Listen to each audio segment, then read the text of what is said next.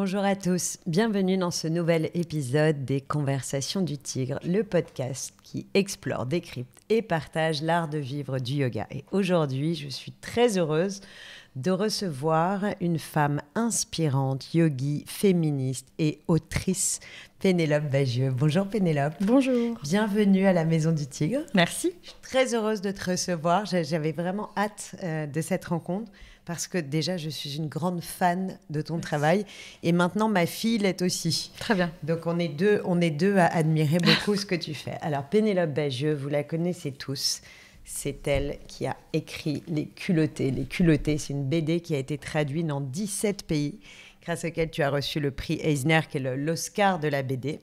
Et pour revenir en quelques mots sur ton parcours, puisque nous allons parler aujourd'hui de féminisme, de yoga, bien sûr, et évidemment de BD et de dessin, tu es diplômée de l'École nationale supérieure des arts décoratifs de Paris et tu t'es lancée dans un blog qui s'appelait, à l'époque, « Ma vie est tout à fait passionnante ». Et c'est à travers ce blog que tu as commencé à raconter des scénettes qui étaient illustrées avec humour sur ta vie quotidienne de jeune femme. Puis tu as créé la bande dessinée Joséphine, tu as créé le personnage de Charlotte pour le magazine Oups, tu as publié ensuite Cadavre exquis, puis La Page Blanche. Donc on voit qu'il y avait déjà quand même un travail très prolifique. Et enfin, le best-seller arrive, Les Culottés, des femmes qui ne font que ce qu'elles veulent. Tu t'es imposée après cette parution, comme une artiste féministe. Tu as d'ailleurs revendiqué qu'on t'appelle autrice et non pas auteur. Donc, j'ai bien pris soin de le noter en gros sur mes petites notes. Et tu t'es engagée pour la reconnaissance des femmes dans le 9e art, mais aussi dans tous les types d'art.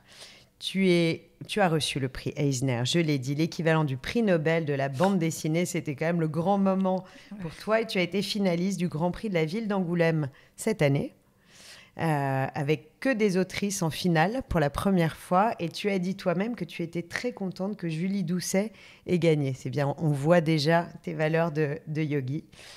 Et enfin, je vais vous parler des Strates, qui est ta BD plus personnelle, dans laquelle tu parles de ta vie. Alors, ma première question sera pour ton engagement féministe, assumé et constructive, parce que quand on observe ta vie, on voit que tu refuses de rentrer dans des cases. Est-ce que c'est ça, être féministe ? Est-ce que c'est ça, être féministe ? Je pense qu'être féministe, c'est de se dire féministe. Je pense que vraiment, c'est un pas très important. À partir du moment où tu le verbalises, c'est déjà 50% du travail qui est fait, parce que c'est un mot qui peut, et qui m'a longtemps, moi, effrayée, qui a une connotation que je comprenais mal, en fait. Et à partir du moment où on se dit, d'accord, en fait, tout ce que je veux, c'est avoir accès aux mêmes chances et aux mêmes droits que les hommes. Et j'aimerais bien que ce soit le cas de toutes les femmes, même si elles sont très différentes de moi, notamment dans leurs besoins et leurs origines. Alors on peut se dire qu'on est féministe. Et en fait, le fait même qu'encore aujourd'hui, ce soit un mot qui électrise épidermiquement des gens, que ça exaspère, je pense que ça veut dire que c'est déjà encore un vrai pas de le dire. Et c'est pour ça que je suis toujours un peu émerveillée par cette très jeune génération qui le dit vraiment sans détour, hyper naturellement, à 12-13 ans. Alors que moi, il m'a fallu tellement longtemps pour se dire c'est pas grave, ça veut pas dire qu'on veut tuer tous les hommes, donc ça va, c'est cool. Et pourquoi tu as choisi la BD ? La BD, c'était un canal pour retranscrire ce combat, justement, féministe, ou pour parler de ton passé, de tes émotions, ou finalement, c'est venu plus tard comme support de ce qui est devenu un combat ? De toute façon, la BD, c'est très... Je ne vais pas dire que je ne l'ai pas choisie, parce que c'est un choix, mais enfin, je fais des BD depuis que j'ai 3 ans et demi, donc je ne me suis pas dit qu'est-ce que je vais faire exactement comme façon de m'exprimer. C'est ce qu'il y a de plus intuitif, comme j'imagine pour certaines personnes, c'est danser ou... Voilà. Moi, je dessine et je raconte des histoires. Et après, un jour, tu as découvert qu'on pouvait être payé pour dessiner ce que tu voulais faire, toi, toute la journée. Ça m'a paru vraiment irréel. Mais je confirme, ça existe. On peut être payé pour dessiner. Pas forcément toujours beaucoup, mais on peut. Et après, pour ce qui est de mettre de l'engagement dans ton travail, je pense que c'est la même chose pour tous les gens qui ont une production artistique, ou même d'ailleurs, j'imagine, une production tout court.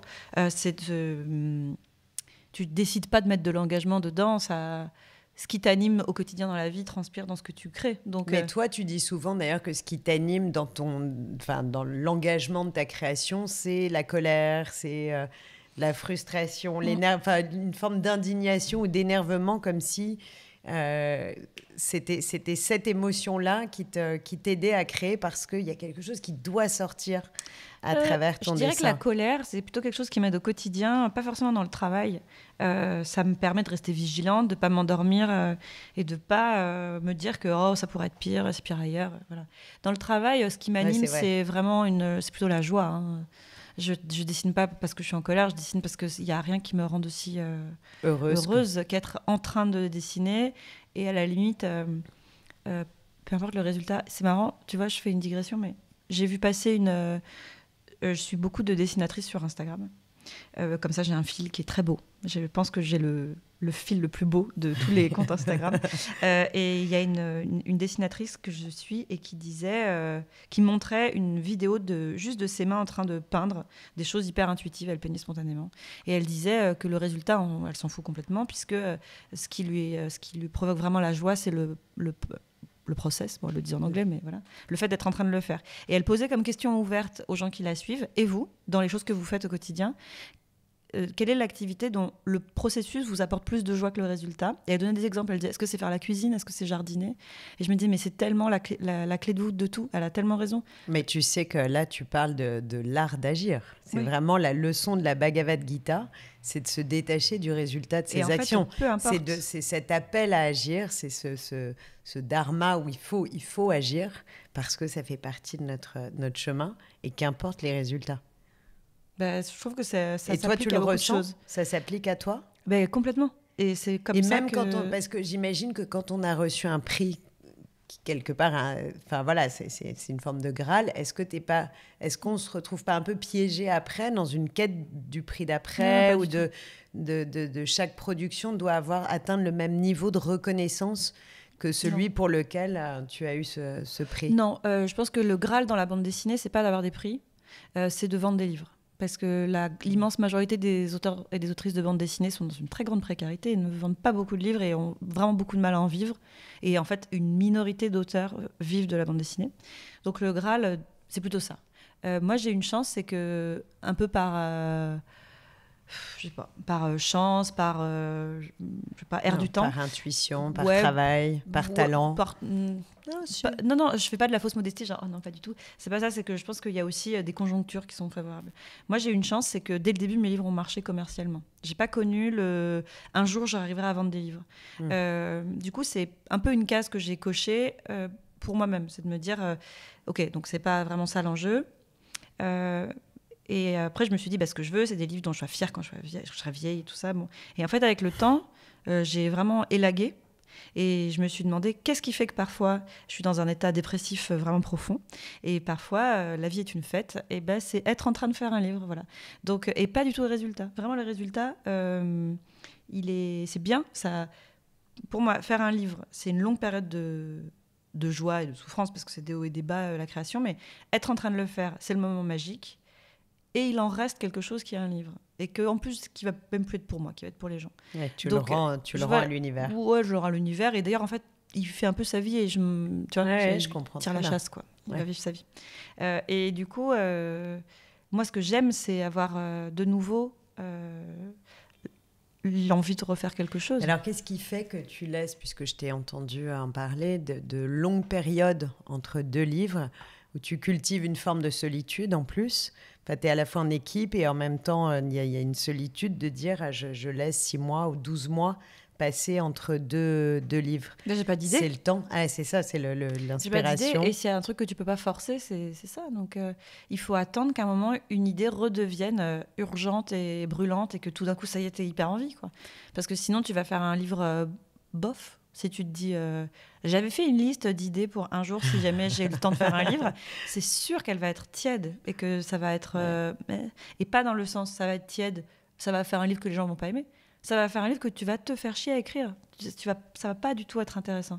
Et c'est très long de faire une BD. Donc il faut vraiment avoir faim, quoi. Et alors, Les Culottés, c'était une envie brûlante, c'était une faim irrésistible. C'est ça, c'était un petit vortex comme ceux dans lesquels je tombe parfois, de tout d'un coup une obsession. Voilà. Alors pour ceux qui ne connaissent pas, donc je remonte, il y a 2 tomes et ce sont 30 femmes qui viennent de pays, d'époques, de cultures, de religions toutes différentes et qui ont marqué leur temps, mais qui ont la particularité, pour la plupart, de ne pas être très connues du grand public, alors qu'elles ont été ou des pionnières, ou des initiatrices, des investigatrices, des aventurières. Elles ont toutes vécu une vie incroyable et on sent que chaque histoire t'a touché. Et même si pour certaines sont des sujets qui nous parlent personnellement plus ou moins, il y a quelque chose de très attachant dans chacune de ces femmes. Et c'est un exercice de style incroyable parce que tu condenses des vies d'une richesse incroyable. Enfin, je nous souhaite à toi, à moi, à nous toutes, d'avoir des vies comme ces femmes qu'on pourrait condenser en 4 ou 5 pages de croquis. Tu as eu ce don vraiment d'aller à l'essentiel et c'est un défi incroyable de pouvoir retracer ces parcours. Mais comment tu les as choisis ? Est-ce que ce sont que des femmes que tu connaissais ? Tu es partie en quête parce qu'il faut les trouver quand même, ces 30 femmes inconnues du grand public, mais qui ont fait des choses de dingue. C'est une façon d'ouvrir ses antennes différemment pour se mettre à les voir. Parce qu'en fait, vraiment, elles ne sont pas très dures à trouver, toutes. Mais en les voyant, on n'a pas automatiquement le réflexe de leur coller une étiquette héroïne potentielle d'histoire. C'est-à-dire, parfois, ça va être le personnage de second plan de la biographie de quelqu'un d'autre. Ça va être une anecdote que tu lis où tu dis « Ah, c'est marrant. Et du coup, qui a fait ça ? Ah, c'est marrant, c'est une femme. Mais attends, mais c'est quoi son histoire ?» Et en fait, tout d'un coup, ça devient, au bout d'un moment, vraiment... C'est un peu le Sherlock Holmes. Un réflexe de te dire « Je vois des histoires dans des choses que jusqu'ici, je n'aurais pas vraiment prises en compte. » Donc, en fait, elles sont vraiment partout. C'est pas très difficile de les trouver. On peut vraiment... Et tu t'es restreinte ? Je m'étais dit qu'il y en aurait 30. Ouais. Donc j'ai fait une liste et puis j'en ai viré bien 15-20. Parce que ce que je voulais, c'était que moi, j'arrive très égoïstement, comme toujours, à m'identifier à elle. Et il fallait qu'il y ait un truc qui me lie à elle à chaque fois. Il fallait que je me dise « Ah, je vois complètement ce qu'elle a dû ressentir. Moi aussi, ça m'aurait mise hors de moi. Et je vois très bien. » Et voilà, il faut que j'arrive à me dire que c'est moi. C'est ce qui t'a permis d'aller à la quintessence à chaque fois de leur parcours, de leur souffrance. Parce que ce qui est incroyable, c'est qu'elles ont toutes souffert. Elles ont toutes été jugées, méjugées. Mais il y a quand même quelque chose de très gai qui reste. Tu gardes cet humour incroyable, même sur des vies qui sont dans du pathos et qui sont dramatiques. Et tu tombes pas justement dans ce pathos. Ah, ça dépend quand même. Il y en a... Bon, oui, ça se finit vraiment mal. Mais c'est juste que... Vraiment, quand tu fais une bande dessinée, on dit toujours que tu es à la fois le réalisateur... le chef d'écho et tous les acteurs, parce que c'est vrai qu'il faut que tu incarnes tous les personnages que tu dessines, donc ça marche pas si c'est des personnages que tu n'aimes pas. C'est-à-dire même si tu dessines des salauds, il faut que toi tu les aimes, il faut que tu arrives à les incarner et à te dire que c'est un peu toi, comme si tu donnais de toi pour le faire vivre. Et du coup, il fallait qu'à chaque fois, chez chacune d'elles, je me dise, même si c'est des femmes qui ont fait des trucs extraordinaires, me dire, ouais, je comprends, je pense que j'aurais fait pareil. Et du coup, ça fait que naturellement, tu as une forme d'énergie et de bienveillance pour elle, parce que finalement c'est un peu toi. Donc alors, laquelle était ta préférée ? Moi j'ai choisi la mienne, mais dis-moi toi la tienne. Alors moi, pour ceux qui ne l'ont pas encore lu et qui vont se précipiter parce qu'il n'est pas trop tard pour les acheter, c'est Annette Kellerman. On adore Annette Kellerman, cette sirène, elle est incroyable. Ouais. Je sais pas, j'ai dû replonger dans ma vie d'enfant, je regardais Splash et je m'attachais les pieds dans la baignoire en rêvant d'être la sirène. Mais oui. Donc quelle femme. Et puis surtout qu'elle vit jusqu'au bout et en plus oui, je comprends que ça te parle parce qu'elle a vraiment eu une épiphanie à un moment en se rendant compte de tout ce que le mouvement pouvait lui apporter. Exact.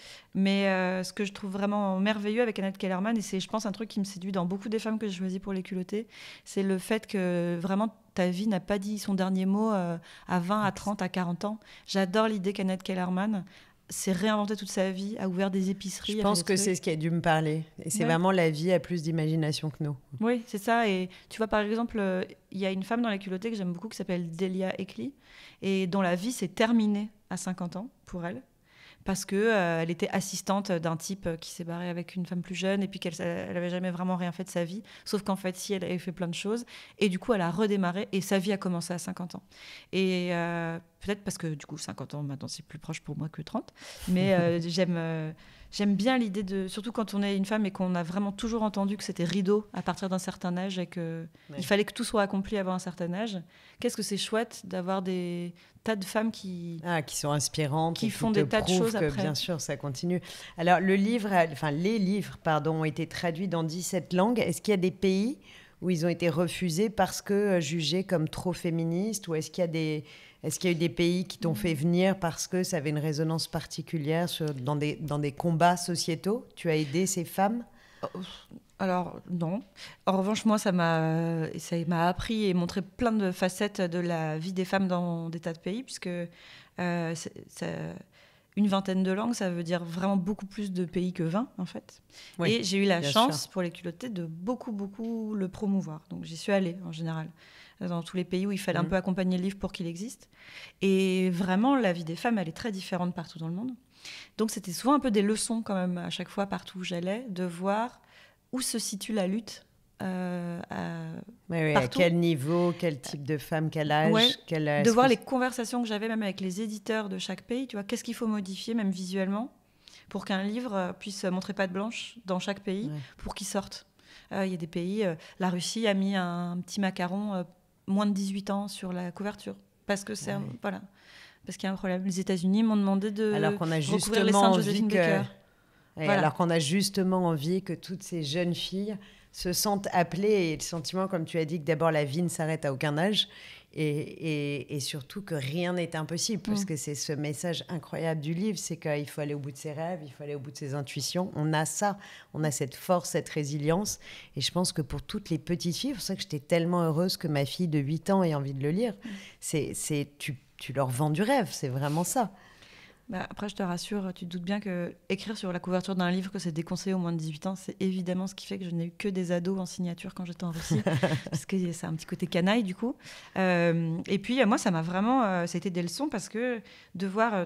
tu vois, par exemple, je suis allée en Corée du Sud, et les jeunes femmes et les jeunes filles que j'ai rencontrées là-bas ont une forme de combat féministe qu'on ne peut pas imaginer ici. On peut l'imaginer si on veut, mais on peut pas le... C'est que les injonctions à la perfection et à la beauté chez les Coréennes, c'est vraiment une torture. Elles doivent être tout le temps parfaites. C'est une autre forme de violence. Elles doivent être parfaites tout le temps. Elles doivent être tout le temps très belles, maquillées, faire de la chirurgie. Enfin, elles doivent être parfaites tout le temps, en plus d'avoir des gros jobs et de gérer les enfants, etc. Mais surtout, physiquement, elles sont tenues à une forme de beauté imposée par un male gaze permanent. Et là-bas, il existe un mouvement qui s'est créé, qui s'appelle Sortir du corset. Et c'est des jeunes filles coréennes qui ont décidé d'arrêter de se maquiller et de se couper les cheveux courts. Et c'est magnifique, parce qu'on pourrait se dire, waouh, super. En fait, elles se font gifler par des mecs dans la rue pour ça. Tellement ça dérange, tellement c'est un problème. Et donc, quand tu leur dis, ah oui, vous inquiétez pas, en France aussi, on a beaucoup d'injonctions, elles disent, non. Vous savez pas ce que c'est, les injonctions, en fait. Quelles leçons? Et tu dis, mais du coup, ce courage immense que vous avez, même moi, je l'aurais pas eu au même âge, alors que j'avais moins de choses contre lesquelles me révolter en France. Et quelle leçon de se dire, ok, d'accord, il y a vraiment tellement de choses à faire, et il y a tellement de façon créative et volontaire de se battre contre les choses qui nous serrent à la gorge. J'ai fait 2 ans de promo pour les culottés, mais c'était 2 ans encore plus enrichissantes que de faire le livre. C'était fou. Et à chaque fois, j'avais de la chance, j'allais dans un pays où on m'organisait des visites dans des universités féminines, des trucs comme ça. Donc vraiment, j'avais un panorama fou. J'ai vu des...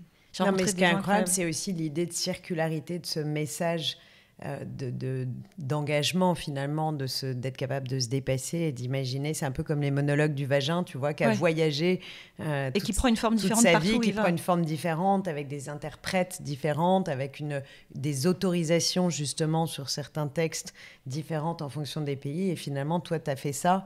Tu as fait ça à ta sauce, avec ton art, ta BD, ton talent, et en même temps en réussissant à rendre ce message universel de « il faut oser ». Ouais, et puis vraiment aussi quel cadeau ça a été pour moi, qu'est-ce que j'ai appris. Mais ça t'a renforcé encore plus dans ton combat féministe? Ce qui était intéressant, c'était que dans pas mal de pays où j'allais, tu vois, en Corée par exemple, j'y pense, mais dans d'autres, il y avait des filles qui me disaient Bon, ça doit vous paraître risible à vous, parce qu'en France, vous n'avez même plus besoin de féminisme. Vous êtes arrivé au bout du truc. Et je disais, oh là là, tellement pas, tellement pas. Et du coup, aussi, le recul de voir le travail qu'on a à faire, nous, de se dire... de toute façon, tout ça, rencontrer, voyager, ça t'apprend que de l'humilité. Ça t'apprend que à te dire, ouais, donc calmos sur les leçons et nous, le pays du féminisme. Tu dis, mais n'importe quoi, en fait, c'est vraiment... donc ça t'oblige à dire aux gens, vous savez, il y a tellement de travail à faire partout. Moi, je l'ai vraiment pris comme des leçons. Voilà, c'était 2 ans de leçons passionnantes. Alors, quand on lit Les Culottés, on sent qu'il y a un vrai engagement de ta part sur cette idée qu'on peut toujours aller plus loin. Et puis après arrivent les strates. Et les strates, moi, ça a été un vrai choc. Pour moi, ça a été un vrai coup de cœur. D'abord parce que je pense qu'on a le même âge et que j'ai eu le sentiment que tu racontais ma vie assez souvent. J'ai ri, j'ai eu envie de pleurer. Enfin voilà, il y a beaucoup d'humour, il y a beaucoup d'émotions. Donc voilà, est-ce qu'on le voit bien? Oui, on le voit bien. Alors, je ne peux pas vous dire à quel point vous devez lire ce livre si vous êtes une quadra très heureuse dans votre vie. C'est très important. Tu as livré là quelque chose de beaucoup plus personnel. Est-ce que le stress de la sortie du livre, il est redoublé par le fait que tu livres un peu de toi-même à travers ce livre? Est-ce qu'il y a plus de pression ou est-ce qu'au contraire, tu avais envie de te cacher dans un trou de souris le matin de la sortie? Tout ce stress, il a été plutôt au moment où j'ai décidé si oui ou non j'allais faire un livre. Parce que c'est des histoires que j'avais écrites pour moi. C'est pour ça que je les ai écrites, sinon je ne les aurais jamais faites. Si je m'étais dit, allez, faisons un livre autobiographique, je n'aurais pas raconté la moitié de ça, je l'aurais raconté différemment et j'aurais été complètement paralysée parce que ça disait de moi ce qu'on allait penser de moi. Donc heureusement, je ne l'ai pas fait dans ce sens-là. Mais une fois que j'avais cette pile d'histoires et que je me suis dit, allez, on fait un livre avec, c'est là où je me suis dit, mais du coup, les gens vont savoir, les gens vont penser. Ça, tu rends accessible ton passé. Voilà. Et c'est vraiment comme si j'ouvrais les tiroirs de ma commode et que les gens allaient fouiller dedans. Ouais. Et en fait, non. Parce que c'est ça qui est super en bande dessinée, comme plein de choses, c'est que c'est devenu un personnage, c'est devenu une histoire. Et c'est que des histoires qui sont assez datées, dont j'ai fait le tour, que j'ai réglé. Donc c'est tu avais réglé avant que le livre t'ait aidé à régler. Exactement, complètement réglé avant. Ça n'a aucun... C'est pas du tout un travail psychanalytique, un livre comme ça, puisque... la question se pose, en effet. Oui, mais comme les histoires les plus récentes, elles ont 15 ans ou 20 ans, je les ai mises à distance il y a longtemps. C'est des histoires que j'ai racontées 1000 fois à mes amis, etc. Donc en fait, c'était plus moi dans le livre. C'est une histoire que je raconte en réfléchissant à comment la rendre marrante. Et voilà. Donc en fait, non, c'est pas mon journal, quoi.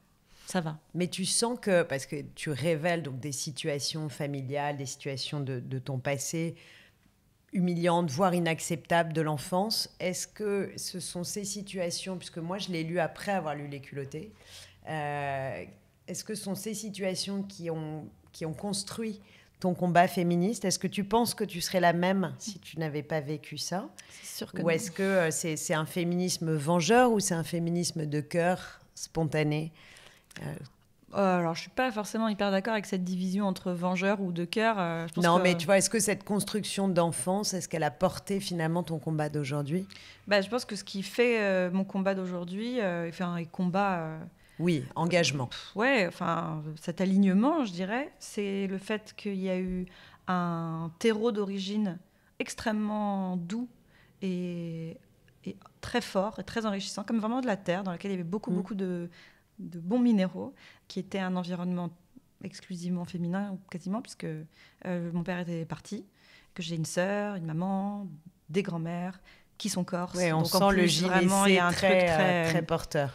Très présence féminine forte, qui ne m'a jamais parlé de politique ou de féminisme de ma vie, pendant tout le temps où j'étais là-bas, mais qui, par les actes, m'a donné la certitude que j'étais capable de tout, qu'il n'y aurait aucune différence pour moi, ça ne me venait même pas à l'esprit. Et la confrontation avec le monde, qui est ce que je raconte dans les strates aussi, qui est « Ah d'accord, en fait, c'est pas comme à la maison, la vie. En fait, chaque jour, les choses vont me rappeler que parce que je suis une jeune fille, femme, tout va être plus compliqué. » Et je pense que c'est vraiment la réaction chimique de ces deux choses-là. C'est la force qu'on m'a donnée et la certitude que tout était possible jusqu'à ce que je quitte la maison. Et non, d'ailleurs, pas jusqu'à ce que je sorte dans la rue, on va dire. Et la brutalité de la grosse claque de la vraie vie qui est « Ah mais non, tu sais, comme t'es une fille, tu peux pas rentrer tard le soir. Et de me dire, quoi, mais attends, mais moi, on m'a jamais dit ça. Et je pense que c'est ça, la mousse que fait cette réaction. C'est ça qui fait qu'après, tous les jours, je me souviens que c'est vrai, qu'encore aujourd'hui, en juin 2022, eh ben, c'est moins facile d'être une femme que d'être un homme. Et donc, je pense qu'il faut les deux. Donc, vengeur et de cœur, en tout cas, très ancré dans ce que je suis au fond. Et je pense que si je vivais dans une petite boîte dans laquelle je ne sortais pas, de laquelle je ne sortais jamais, ça se calmerait petit à petit. Et en fait, non, il suffit d'aller dehors, d'ouvrir le journal, de se dire il y a encore quand même plein de choses qui m'énervent. Donc ça va. Et tu disais tout à l'heure que dans les processus de création, tu as beaucoup de joie. L'Estrade, il y a eu la même joie. Alors, c'est que même si que tu la joie. remuais des choses. Enfin, tu sais, il y a cette idée d'aller barater des choses du passé pour mieux sortir la poudre magique, finalement, de tout ce passé. Est-ce que tu as eu ce sentiment-là, finalement, de n'avoir que des belles choses qui sont remontées de ce baratage du passé? En fait, je devrais être plus précise quand je dis la joie. La joie, c'est pas parce que ça convoque des choses heureuses et que du coup, je suis heureuse dans ma tête en y pensant. C'est une joie physique et enfantine. Le fait d'être en train d'être perdu dans l'écriture et dans le dessin, qui fait que vraiment personne d'autre n'existe, rien n'existe, et que j'ai 4 ans et demi. Donc ça, je l'ai, même si je raconte des choses très tristes. Il y a des histoires en les dessinant qui m'ont fait pleurer parce que je reconvoque des gens qui me manquent, par exemple. Ma grand-mère, notamment, mon chat, tout ça. Mais c'est pas de la tristesse, je revis des émotions, donc c'est normal.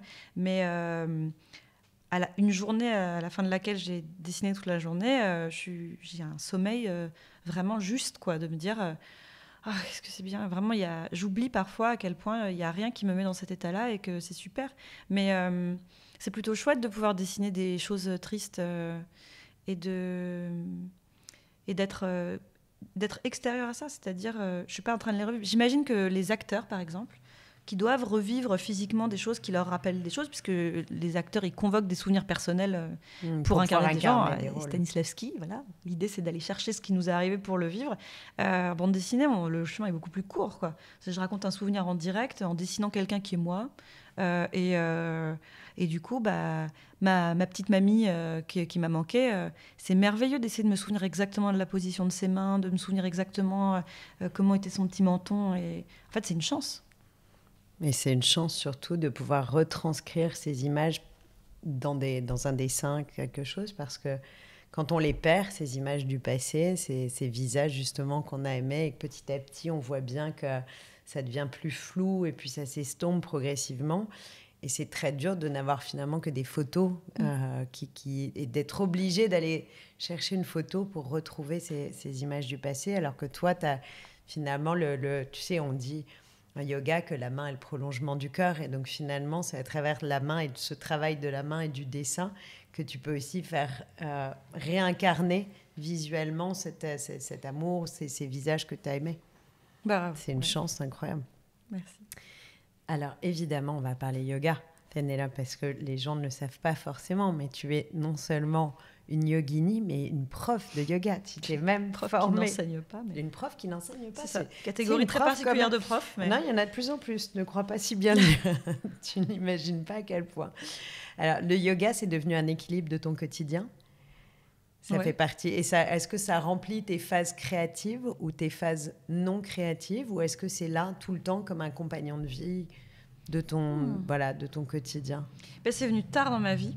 Donc, je ne peux pas dire que ce soit lié à la création, parce que j'ai créé tu crées déjà longtemps avant le yoga. Ans. Non, mais même tu peux nous raconter comment tu as rencontré le yoga? Ah oui, tout à fait.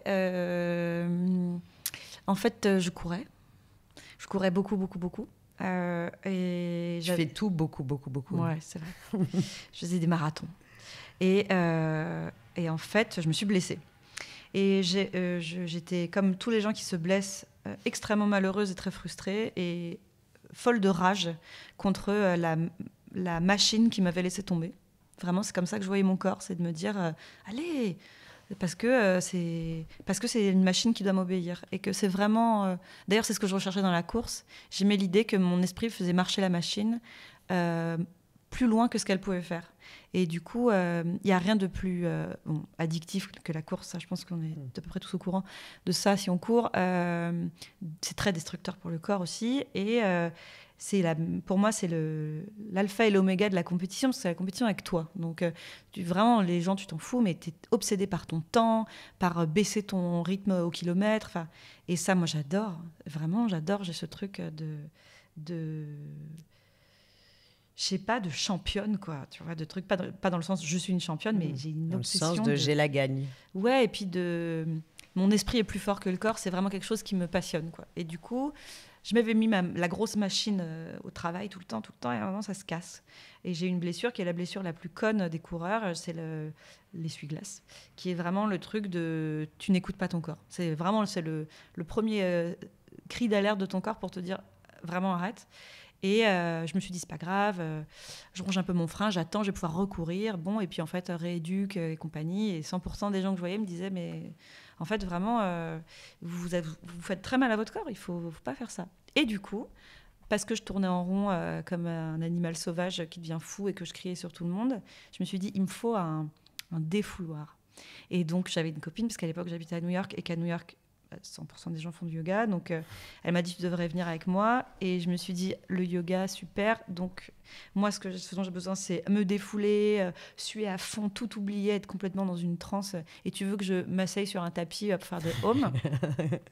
En plus c'est pas du tout mon truc, je suis pas souple, ça va pas marcher, etc. Et ouais, donc tu avais toutes les idées préconçues sur le yoga, c'est lent, c'est mou, on se fait chier, ça sera jamais cardio, ça sera jamais intense, etc. Donc en fait coup de bol, je suis tombée un peu tout de suite dans un yoga très vinyasa, très waouh, je sue, c'est génial. Et au début, j'avais vraiment une demande que posturale et limite fitness. Tu vois, je me disais super le yoga. Et comme beaucoup de gens qui démarrent le yoga, voilà, et qui cherchent. Je me disais, c'est génial parce que je suis crevée, j'ai des courbatures, c'est bon, c'est tout ce que je demandais à la vie. Et en fait, au même moment, j'ai fait une dépression, vraiment bien gratinée.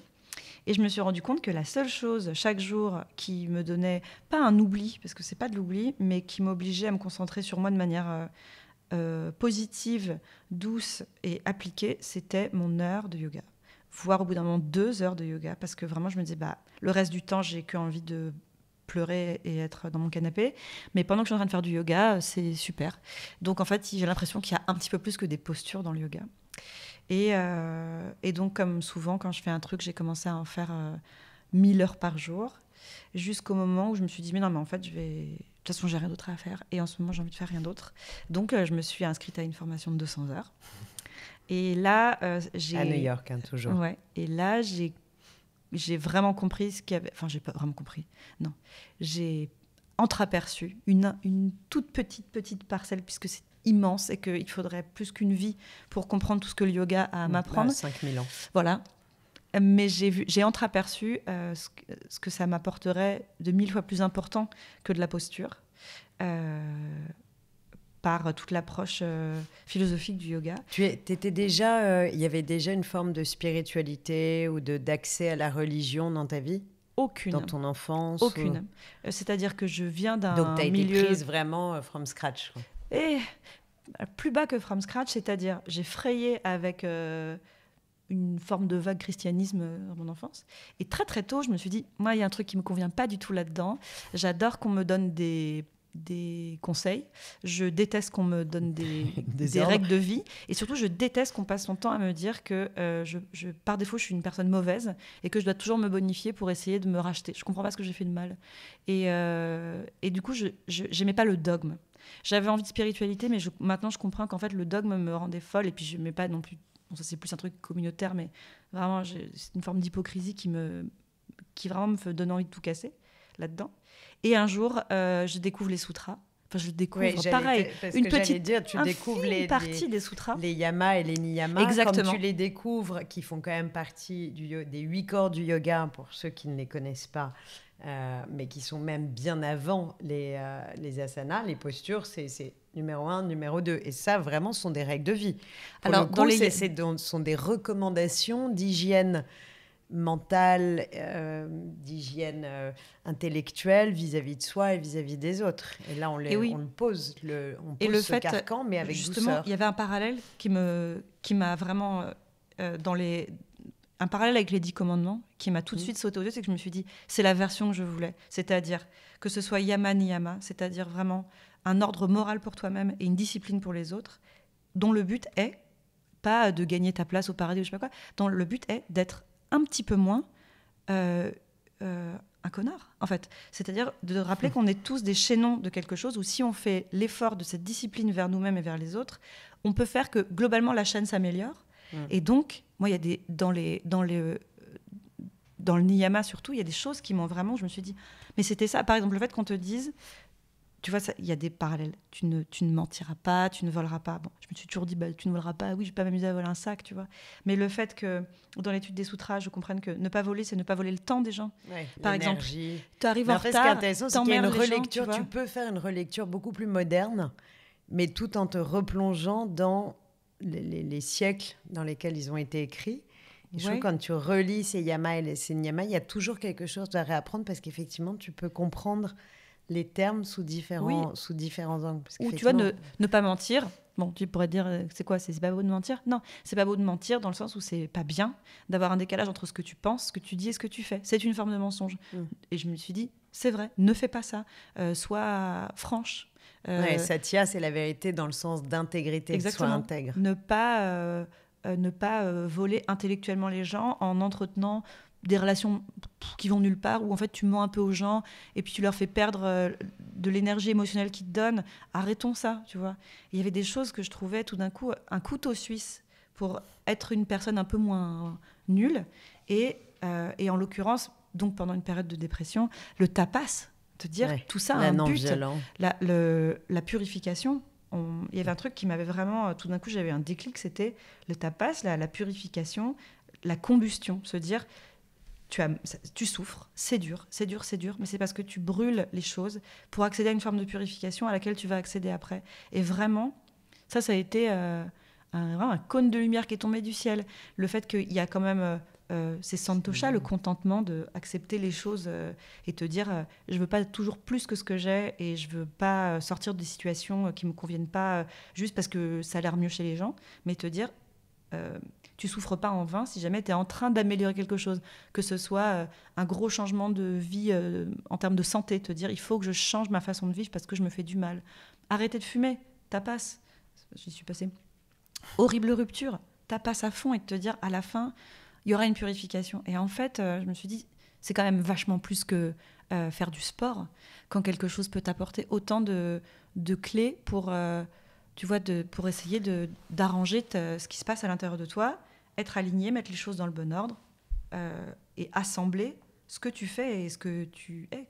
Et ce que tu as envie d'être. Mais tu sais que tu as une chance incroyable parce qu'il y a des personnes qui peuvent pratiquer le yoga pendant 10 ans et passer à côté de ce fameux cône de lumière dont tu parles et qui peuvent ne jamais voir justement ça, que c'est autre chose qu'une gymnastique physique et qui ne font pas... Enfin, ou alors qui vont le lire. Il y a plein de gens qui, sur la théorie, disent il faut lire les sutras, on va lire les sutras. Oui. Et moi, les sutras, je les ai lus 3 fois, je crois, ou 4 fois, et je les ai compris à la 3e lecture. Les 2 premières fois, je pense que, bon, ok, il fallait les lire, c'était à 20 ans. Et donc, on peut passer à côté. Moi, je suis passée à côté pendant très longtemps avant de comprendre. Donc, tu vois... j'impose pas aux gens, enfin je me dis pas tout le monde doit comprendre tout de suite toute la spiritualité du yoga. Non, chacun son chemin et chacun son rythme va comprendre. Mais toi, tu as eu cette chance dans ce moment justement qui était difficile et du coup, tu as fait la place. Tu vois, tu as créé, je pense, un espace aussi dans ta vie pour recevoir ça, pour t'autoriser à le mettre en place parce que tu n'étais pas dans une... Peut-être qu'il y a des gens qui sont dans une course permanente, un remplissage de leur quotidien avec tellement d'actions, tellement de choses à faire, tellement d'injonctions, on en parlait, et qu'il n'y a pas de place pour se poser et prendre le temps d'interpréter, de comprendre, d'essayer de mettre en image ou tu vois, sur des mots de son quotidien, comment les yamas et les niyamas vont se mettre en place. Et toi, tu as eu la chance, entre guillemets, de recevoir ça. Après, moi, je trouve que c'est aussi ça, c'est en ça que le yoga est immense et qu'on doit faire preuve d'humilité face à ça. C'est que moi, ça me pose pas de problème que des gens voient un truc purement fitness, dans le yoga, je trouve ça formidable qu'on puisse tous aller y piocher les choses dont on a besoin. Et d'ailleurs, on peut évoluer au sein de sa pratique. Et moi, j'ai pas du tout l'impression qu'un jour, j'ai compris les sutras. En fait, je pense que j'ai toujours rien compris. Que j'ai trouvé 3 phrases à un moment dans toutes celles que j'ai lues parce que je devais le faire, parce que c'était au programme, parce que Patanjali, c'est au programme quand tu fais ta formation. Je me suis dit, waouh, ça fait un écho chez moi et je vais me régaler de ces quelques éléments en continuant à me dire, ça m'aide, moi, ça m'aide. Mais je me dis pas, ah, c'est cool, maintenant j'ai compris, tu vois, parce que c'est tellement... Déjà, c'est quand même une transcription de quelque chose d'oral au fur et à mesure. Je pense que vraiment... C'est pour ça qu'il y a autant de traductions, d'ailleurs, des sutras et qu'il n'y a pas un texte central qui est le même pour tout le monde. Donc, il y a quand même peu de... Je ne sais pas comment le dire, de pratiques, de courants, dans lequel les gens peuvent aller piocher autant de choses. Tu vois, c'est quand même... Effectivement, il y a vachement plus à offrir que... C'est pas dans le crossfit qu'au bout d'un moment, tu vas finir par trouver... Enfin, peut-être que si, d'ailleurs. Des préceptes de vie. Mais ce que je veux dire, c'est que je trouve ça super que moi, je hiérarchise pas du tout ce qu'on vient chercher dans le yoga. Ce qui me met, moi, mal à l'aise, c'est la récupération. C'est se rappeler que nous, occidentaux, aujourd'hui, en 2022, on s'intéresse à une partie du yoga qui nous intéresse, mais qu'on a fait une forme de patchwork de choses qui nous arrangeaient aussi, un truc un peu... Oui, et puis correspondait aussi aux préceptes physiques et au mode de vie très occidentalisé. Et qu'on fait un peu dans les studios, voilà, on fait des asanas, on fait un peu de pranayama, mais en fait, on a un millième de ce que ça peut être, qu'on n'a rien inventé. Ça, je pense qu'il y a aussi ce recul à avoir de se dire, dans les studios de yoga... on n'a pas, enfin, moi j'ai parfois un problème avec ce truc presque d'appropriation. Faut pas oublier que c'est pas un sport en fait. Donc quand tu vois j'ai vu des studios qui s'appellent Home Sweet Home, tu dis non. Alors ça non en fait, tu vois, il y a pas de Oye Namasté et tout. En fait, il y a quand même quelque chose de sacré qui nous dépasse. Il faut quand même être humble et respectueux par rapport à quelque chose qui n'est pas un cours de sport qu'on a inventé dans les années 70. Donc c'est pour ça que, voilà, même moi, j'ai pas l'impression que je touche au vrai yoga. C'est pour ça que tu n'as pas voulu l'enseigner. Ça une question à ça. C'est que je me disais, mais pourquoi faire? Pas de légitimité, mais de waouh, mais attends, avant que j'enseigne, il faudrait que j'en. Déjà, il y avait un truc, honnêtement. Moi, j'ai un peu ça aussi. C'est que par rapport aux gens qui étaient avec moi dans ma formation, je voyais qu'il y avait un truc où j'avais pas le même profil qu'elles, parce que c'était 100% des femmes. C'était que. Elles avaient toutes, et je ne dis pas que c'est le profil type, mais elles avaient toutes le projet peut-être un peu mou dans un coin de leur tête, mais à un moment ou à un autre de changer de vie et de se mettre à fond dans le yoga.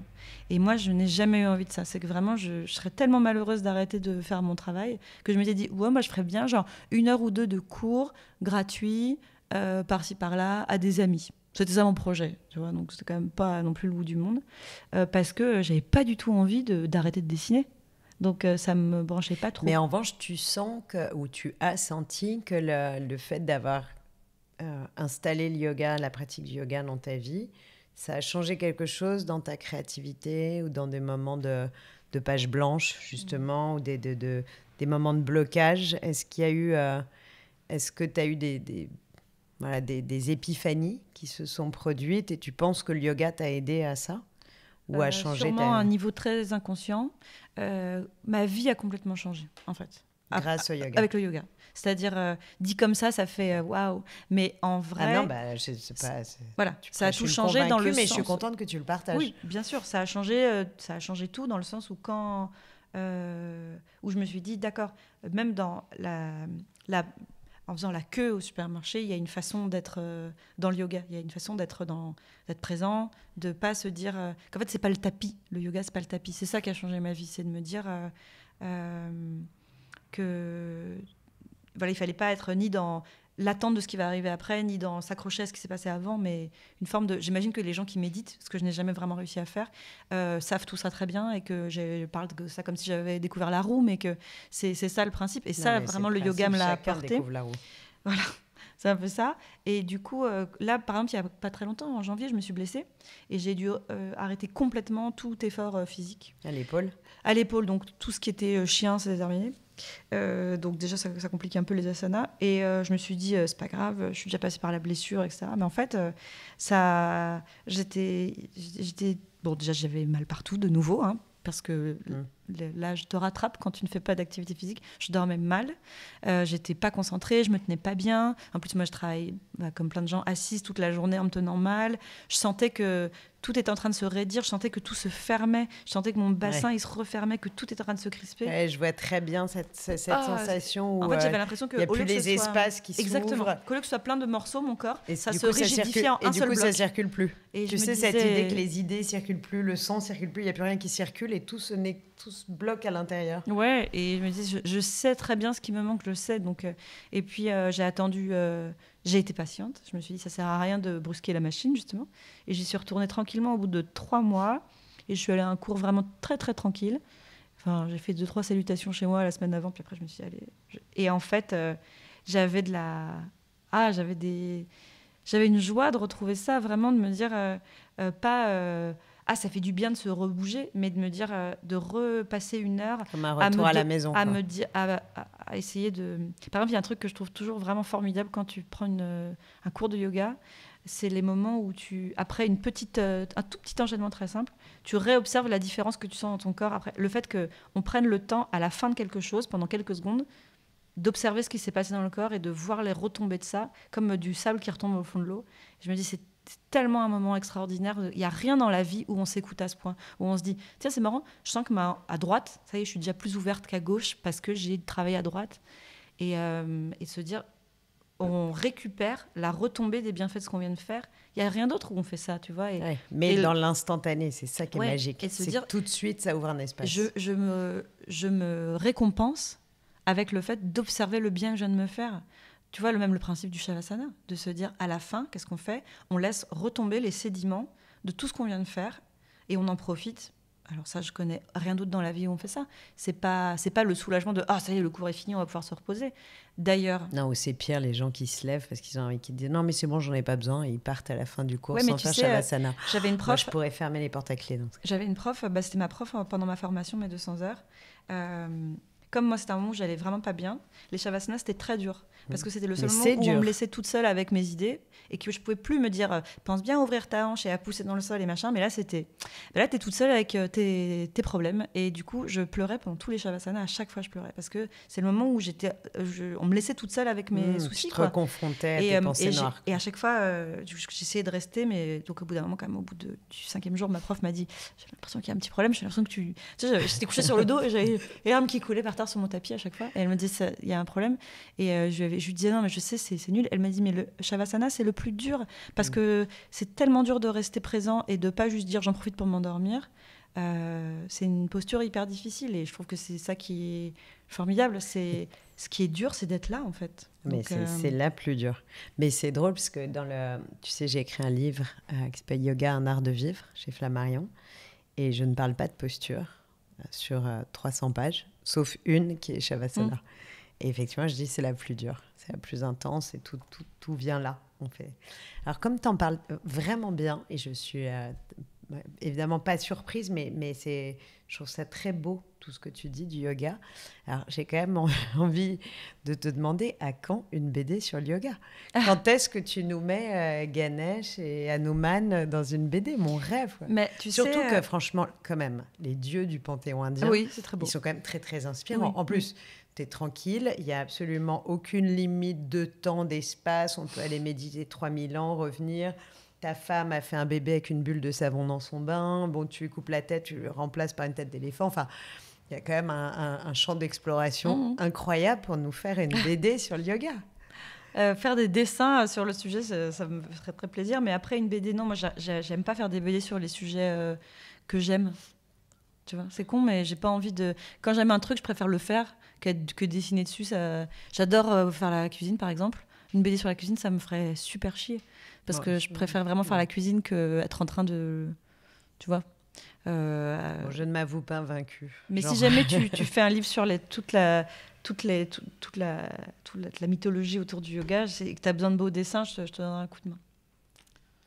C'est une grosse motivation. Soudainement, en plus, ça tombe bien parce qu'il se trouve que je vais avoir un peu plus de temps prochainement.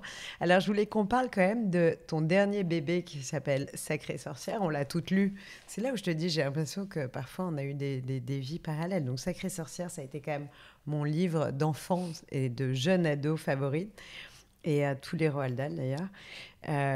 Et donc, pour toi, c'était des retrouvailles avec un livre d'enfance. Mais je me demandais si tu t'étais inspirée de tout ce mouvement du féminin sacré, du retour à la femme sorcière, des ouvrages. Alors, Mona Chollet, tu m'as dit qu'elle avait... Voilà, tu m'as glissé à l'oreille qu'elle avait participé, mais je pense à Odile Chabriac, je pense à Camille Sfez, à toutes ces femmes qui ont osé être un peu des pionnières aussi, finalement, dans leur genre ces dernières années, en disant on va réintroduire la puissance de la femme sacrée, la puissance de la femme sorcière.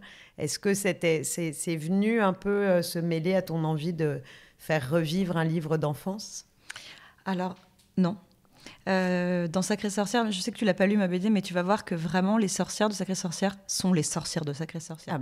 C'est-à-dire c'est des créatures horribles, un peu ridicules, un peu grotesques, mais vraiment c'est des créatures affreuses. Il n'y a pas du tout de relecture de ça. Tu leur as pas remis un pouvoir féminin incroyable ? Non, pas du tout, parce que je pense que c'est très important que le personnage de conte, comme un vampire, comme un loup-garou, reste ce qu'il est. C'est-à-dire, je suis pour évidemment, la remise en valeur de femmes qui soignent, qui sont fortes, qui s'affranchissent du pouvoir masculin, évidemment. Et je fais un petit aparté dans ma BD sur la chasse aux sorcières et le fait qu'on ait massacré des femmes parce qu'elles faisaient peur au pouvoir en place et qu'on les a appelées sorcières et qu'on les a brûlées. Parce que j'en profite pour quand même en caler une petite, vu que c'est une BD pour enfants, autant qu'ils soient au courant. Mais je voulais pas du tout toucher à la créature magique et terrifiante de la sorcière qui, moi, m'a terrifiée. C'est-à-dire que j'ai grandi quand j'avais 8 ans et que je lisais le roman de Roald Dahl, j'ai dormi avec la lumière allumée pendant des nuits, tellement j'avais été terrifiée par la grandissime sorcière de Roald Dahl, qui est horrible. Et puis, pour moi, le personnage le plus proche d'une sorcière, comme on l'entend maintenant, c'est la grand-mère, qui est exactement ça. C'est-à-dire que, pour le coup, la grand-mère, c'est une sorcière de Mona Chollet, la grand-mère dans Sacrée sorcière. Elle est incroyable. Elle est... À ses côtés, on a l'impression que rien ne peut nous arriver, alors que c'est une mamie. Elle vit sa vie dans son coin, elle est marginale. On ne sait pas trop ce qu'elle a eu comme vie, mais voilà. Et elle fait son truc dans son coin, elle est invulnérable. Et moi, elle me rappelle ma grand-mère, donc, qui était en fait... Il y a cette dualité de... C'est ça la vraie sorcière pour moi. Et l'autre... Oui, avec à la fois beaucoup d'amour et beaucoup de magie en elle. Ouais. Et puis de force et de discrétion et ouais, et puis de pudeur. Elle dit à un moment, moi, la grand-mère dans ma BD, elle dit à son petit-fils, tu vois, une femme comme moi, à une époque, c'est moi qu'on aurait mise au bûcher. Parce que c'est exactement ça, c'est qu'elle défie tout ce qu'on attend d'une dame. Elle s'en fout, elle fume, elle jure, elle fait son truc dans son coin, elle se soigne comme elle veut, et ça me fait carrément plus envie comme sorcière que des femmes horribles qui sont gênées par l'odeur des enfants qui sentent la crotte de chien avec une perruque. En tout cas, on retrouve quand même toujours ce fil conducteur avec beaucoup d'humour. Tu as une capacité à retracer des histoires, que ce soit la tienne ou celle de ces femmes, et donc sûrement celle de ces sorcières et toute l'inspiration de ta grand-mère. Et moi, je remonte encore une fois parce que vraiment, vous allez tous partir en vacances avec dans vos bagages les livres de Pénélope, parce que ce sont des rayons de soleil. Ils ne sont pas lourds en plus, donc c'est bien pour les bagages. Non, mais surtout, je crois que ce sont des livres qui sont inspirants et qu'on a besoin de ça en ce moment. On a tous traversé 2 années et demie très compliquées. Et j'aime beaucoup poser cette question à la fin de ces conversations du Tigre, puisqu'il y a eu un sentiment de désorientation majeure. Et pendant 2 ans, on ne savait plus très bien ce qu'on avait le droit de faire, où on avait le droit d'aller, de partir, quand, revenir. Et donc, ça a un peu brouillé tous nos repères spatio-temporels. Et le cerveau humain n'est pas du tout fait pour gérer un tel niveau d'incertitude. C'est très compliqué. Et on voit bien aujourd'hui que les stigmates de cette période de Covid sont encore là. Les adolescents vont mal, les étudiants paniquent à l'idée de finir l'école et de partir en stage. Il y a un vrai mal-être. Il y a encore beaucoup d'entreprises, j'en fais les frais, mais malheureusement pas que moi, qui ferment parce que derrière, par granularité, on est encore dans cette queue de pandémie. Et à chaque invité, puisque j'ai eu la chance de recevoir des gens incroyables comme toi, avec beaucoup de talent et beaucoup d'idées et de personnalité, je leur demande quels sont leurs conseils pour se recadrer, pour affronter ce sentiment de désorientation. J'aurais pu te poser la question avant, j'avoue, mais c'est bien aussi un effet de surprise. Mais est-ce qu'à travers le dessin, est-ce qu'à travers quelque chose justement de manuel, est-ce que toi, quand tu as traversé cette période, et puisque toi justement, tu traverses aussi, tu me l'as dit régulièrement, des périodes de creux comme ça, de vide, qu'est-ce qui t'aide, toi, que tu pourrais partager à rebondir, à te réinstaller dans quelque chose de plus cadré et rassurant? Moi, ma solution à tout, c'est dormir. Déjà, faire une vraie nuit de sommeil. En général, ça enlève 50% de tout ce qui est un problème, vraiment. Et quand ça marche pas, quand ça suffit pas, quand on réveille, quand même, j'ai toujours ça. C'est vrai que faire quelque chose que j'aime, c'est hyper gnangnan, hein, mais faire quelque chose que j'aime, et c'est pas forcément dessiner, parce qu'en plus dessiner, moi il y a toujours un truc un peu de travail quand même. Je me dis, tu dessines pourquoi? Est-ce que tu avances sur quelque chose? Donc j'aime bien les choses où j'ai le droit d'être nulle, où c'est pas grave. J'aime bien faire des choses manuelles, ou en tout cas ce que j'appelle créative, et créative c'est très vaste, où il y a vraiment pas d'enjeu et on s'en fout que je sois mauvaise. Par exemple, c'est pour ça que j'aime bien jouer de la musique, parce que je suis pas du tout une bonne musicienne, mais j'adore être en train de le faire. On peut le faire avec des gens, on peut essayer d'explorer des choses, et je pense que vraiment se dire qu'on peut être nul dans des choses, c'est peut-être ce qui me fait me sentir le mieux, et qui me fait comme une très bonne nuit de sommeil, ou comme avoir mangé un truc très bon. C'est chouette parce qu'il n'y a pas de pression.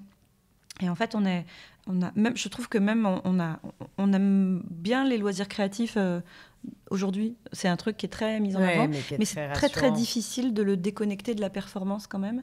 C'est-à-dire, même dans le loisir créatif, on va essayer de progresser, on va essayer de faire du beau. Et d'ailleurs, tu vois les mandalas, je ne sais pas si ça t'arrive de dessiner de colorier des mandalas. Moi, je fais souvent, et même dans un moment de tension où je le fais avec mes enfants.